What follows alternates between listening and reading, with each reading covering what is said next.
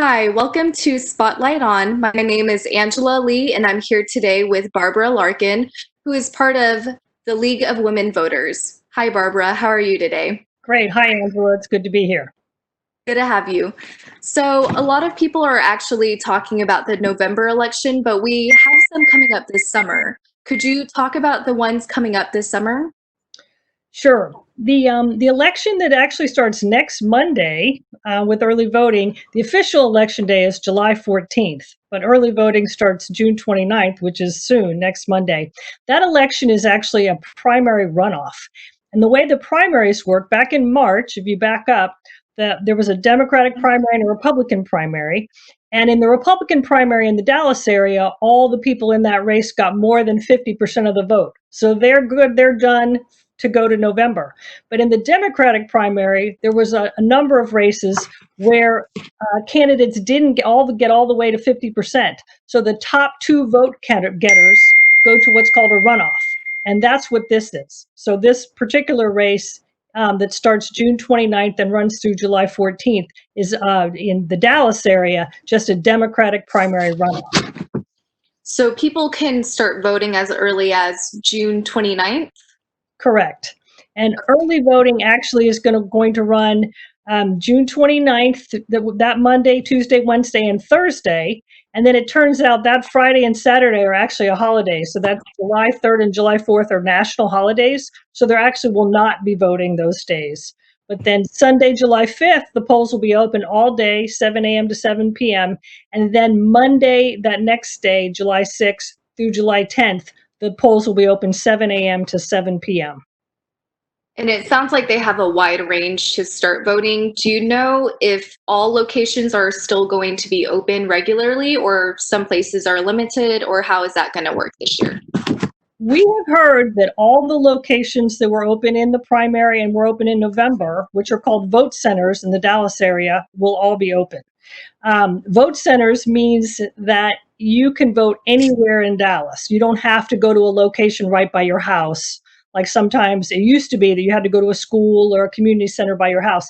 Now anybody can go to any location if you live in Dallas County. It's actually the same in Tarrant County. If you live in Tarrant County, you can go anywhere in Tarrant County. So. And are there any restrictions that are going to be happening when you go to the centers? In terms of COVID-19 kinds of things? Okay, so the voting centers are set up so that there's going to be sanitation stations, which have disinfectant wipes and have um, um, um, uh, they'll have hand sanitizer and trash cans. So everyone ought to be able to use that. They're also going to have styluses that are going to be clean. So that way you don't have to touch the voting machine. You can use the stylus on the voting machine. So they should be set up fairly well for the pandemic. I think that if you want to go ahead and bring some of your own hand sanitizer and your own gloves and a few other things, I would say that would be fine. You're allowed to bring your own. And then I would say definitely wear a mask if you go vote. The poll workers will be in masks, and it would be good for you to also be in a mask. Right, right. And, we're part of Richland Student Media, and a lot of the students here on campus are actually voting for the first time. Do you have any suggestions or maybe what they can expect when they're going to the polls for the very first time? Yes. So I would say the most important thing to do before you go vote for the first time, for any time really, is to look up before you go what's going to be on your ballot. So you can go to vote411.org, or you could go to Dallas County Votes. Either one of those will do it. And you put yourself in and look yourself up. Make sure when you look yourself up that you are registered to vote. So that's the first step. And then the second step is to do a little research on who is on my ballot. And then if you go to vote411.org, you can actually look up candidate questions. So for example, in the Democratic primary runoff for U.S. Senator, there's two candidates, Royce West and M.J. Hager, and they will be asked questions in the website, and you could things like, what do you think of economic growth, and what do you think of climate change, and they will answer it.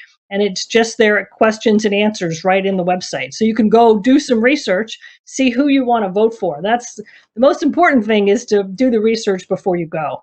Actually, voting itself is not itself that complicated. You sort of, you go in, you check in, and then you push the buttons on the voting machine, and the actual act of voting isn't too complicated. And could you also walk us through how people can get registered to vote, and if there's a time limit to when they can and when you won't be eligible? Yes. Okay, so you always need to be registered 30 days before an election. So normally the way people register is people like us go out to Richland, and we have green cards, and we fill out the cards and we turn those in. So normally the registration process is pretty quick. You fill out the card, I turn it in, it all happens, and then you have to wait 30 days. But right now, because of the pandemic and school is online, we've changed things. And so we're asking people to go to a website to register to vote. And the website we're asking people to go to is called registertovote.org. And the 2 is the number 2. And in that website, what you do is you enter all your information, and then they print the form and they mail it to you with an envelope that's already addressed and stamped. So then you sign the form and you put it in the envelope and you mail it.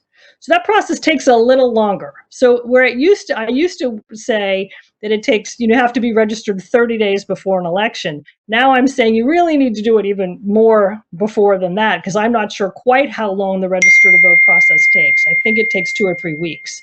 So you really probably need to be registered 3 weeks plus 30 days before an election. So if you're not registered now, you can't vote in this July election, but you can register now and vote in the November election. So that, it's good. I would say if you haven't registered now and you can, go ahead and do it. Yeah. And especially because they give you the envelope that's already pre-stamped, it makes it pretty convenient to mail it back and everything too. Exactly. And before we go, could you actually tell us again what the websites were that we can access to get more information about our representatives? Okay, so there's 2 websites that are really important about finding out like what is on your sample ballot and who your representatives are. One is your own county website. So if you live in Dallas, it's dallascountyvotes.org. And so that is a website where you can look up who your reps are, who's on my ballot, when is the election, all kinds of information happen on Dallas County Votes. Then if you want to do research, more deeper research on the candidates with questions, that's vote411.org. And then if you feel like you need to register to vote, all those websites, by the way, you can check if you're registered. If you need to register to vote, you go to registertovote.org. So those are the big 3. Thank you so much for joining us today, Barbara. Again, my name is Angela Lee, and we are Spotlight On. Thanks.